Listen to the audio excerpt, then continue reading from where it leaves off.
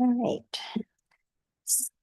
So welcome to the hybrid and in-person virtual meeting of the Committee of Adjustment for the Township of Central Frontenac. Members of the public may join in person or virtually. For those of you who may be new to the Committee of Adjustment, my name is Susan Irwin and I am chair of the committee. We also have with us today Francis Smith, Nikki Gowdy, Philip Smith, Bill Everett, Dan Meeks, Lynn Clagus, Cindy Kelsey, Duncan McGregor. I passed that test. Okay. And in terms of staff, I have beside me Abby McKinnon and Chris Nelson, who's our communications officer.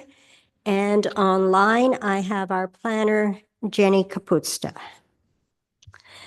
So Chris Nelson, our community services coordinator, will be assisting us as the meeting host. The format of the meeting will follow the agenda posted online.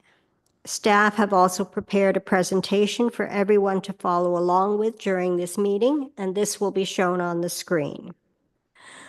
For each application with a public hearing, we will follow this format. I, as the chair, will introduce the file so that everyone knows where we are on the agenda. The planner, Jenny, will provide an overview of the application. Committee members may then ask staff and the applicant or their agent questions, if any, and the public then has an opportunity to ask questions. And finally, the committee will then deliberate and vote on the application.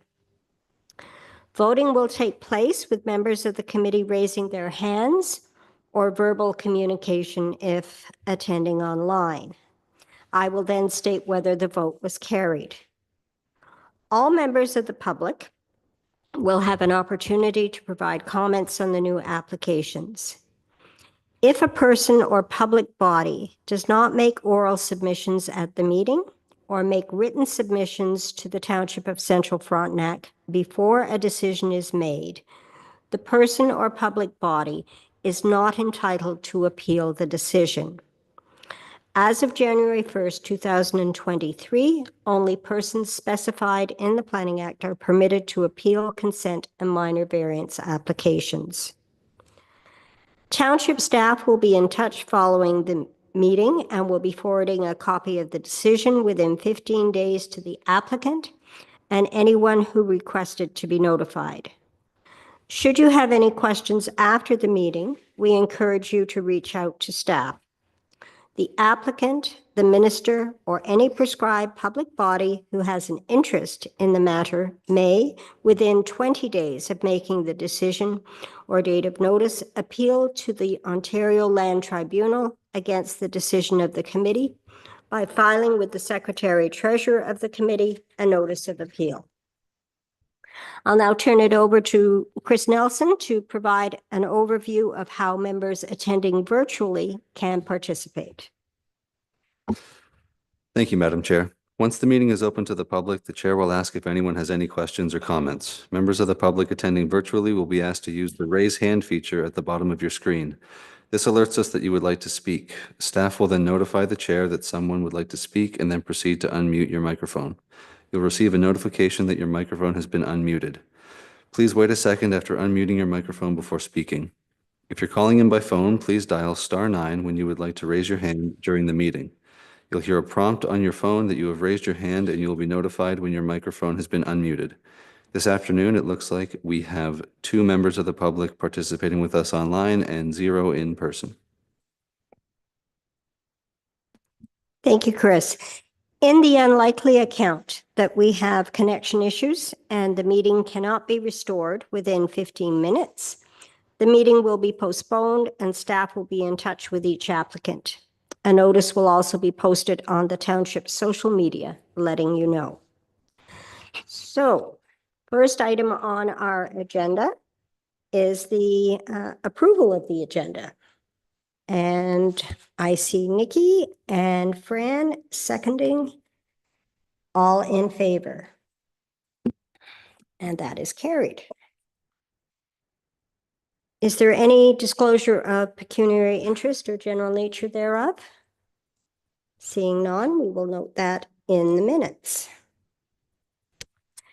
And we have a motion that regarding the minutes of September 24th, and that is moved by Philip and seconded by Lynn, that the minutes of September 24th, 2024 be adopted as presented. Are there any amendments? No, there's not. Okay, as presented. All in favor? And that is carried. Are there any deferred items? No, there is not. Any applications for consent? No, there is not. We have an application for minor variance. It is number APPN-2024-0009 for Tanner. It's an application to expand a legal non-complying structure, and I will turn it over to our planner, Jenny Kapusta, to provide the details. Thank you, Madam Chair. I have put the slide up on the screen, so hopefully everyone can see it. It tells me you can. This is an application submitted by Harlan Tanner for a property located at Part Lot 18, Concession 6 in the geographic township of Oso, municipally known as 1239B Harding Lane. The proposal is to grant permission to expand an existing legal non-complying structure, no further reduction in water body setback. So here on the screen, you can see there is the existing two-story dwelling outlined in red, also highlighted with the red arrow. It has an area of about 560 square feet, or at least a footprint of 560 square feet, as I noted is a two-story dwelling, plus an attached uncovered and unenclosed deck with an area of just under 300 square feet. The proposal is to construct a single-story addition to the cottage. That addition will have an area of approximately 689 square feet. And on the water side or south side of that addition, the proposal is to extend the existing uncovered deck along the entire front of the addition. Although it is not shown on this sketch, it will be shown on a subsequent slide. That addition of unenclosed and uncovered deck will have an area of 319, or just about 320 square feet. There will be no further encroachment towards the high water mark of Silver Lake than any of the existing structures.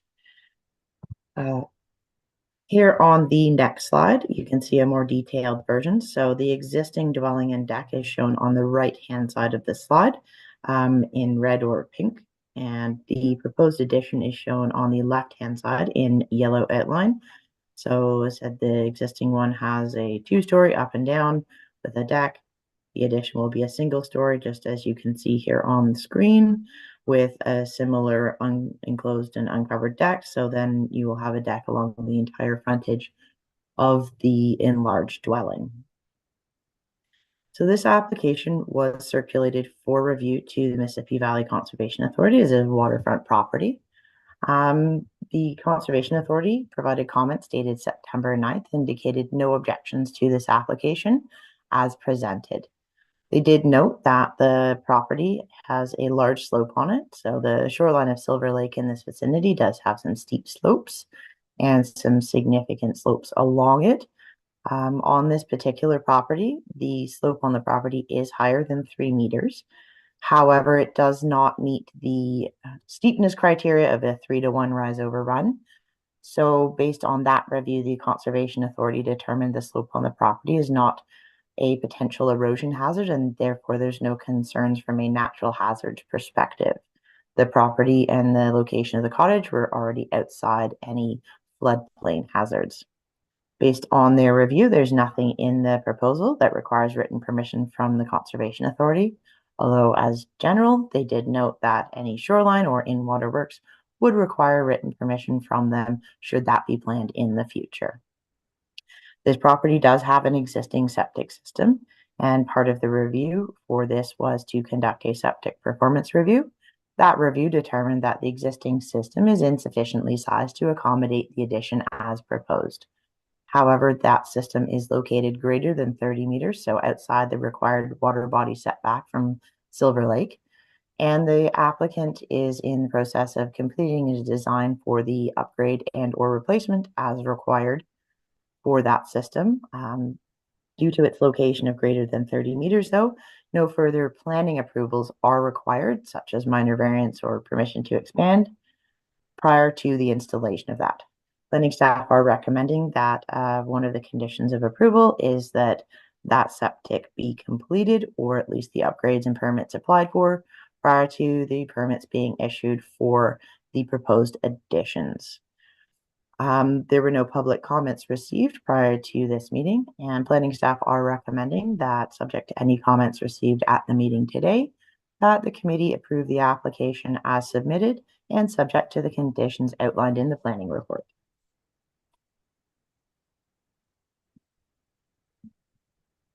Thank you, Jenny.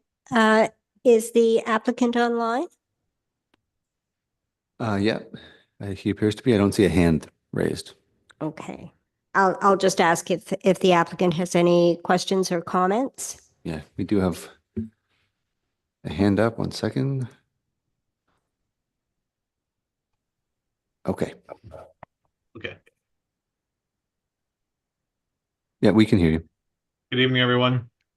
So what was presented by Jenny, I think, sums it up perfectly. She covered all the points in terms of, distance from the lake and what's happening with the septic. Just sort of background, this is a property I purchased in 2000, so 24 years ago, and largely used it as is, subject to some painting and minor upgrades over the years. And it's just at a point that I'd like to improve it, make it a little bit more, I guess, comfortable, for lack of a better word. And yeah, that really sums it up in terms of what I'm trying to achieve. Happy to take any questions if anyone has. Thank you, Mr. Tanner. Do any members of the committee have any questions? Seeing none, I have a motion that I will read, and then I will ask for a mover and a seconder. That minor variance application 2024-0009, Tanner for part lot 18, concession 6, geographic township of Oso, be approved to permit the